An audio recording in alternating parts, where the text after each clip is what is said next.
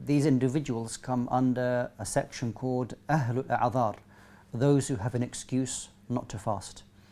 It is important for us to determine those with a chronic illness, and they are those who have an illness or a sickness which is permanent, and it is not thought that they will be cured from that. If this is the case, i.e. that they have this permanent illness with them, and may Allah subhanahu wa ta'ala make it easy for them, they are exempt from fasting, just as the old person who is unable to fast as well. What is required is to feed a poor person with approximately 1.5 kilos of staple food, wherever that poor person may be in that country. So they pay for that amount, and that is done for the entire month. And this can be done at the very beginning of the month, or can be done consistently day by day throughout the month. And this is their expiation or the fidya for them, and Allah subhanahu wa ta'ala knows best.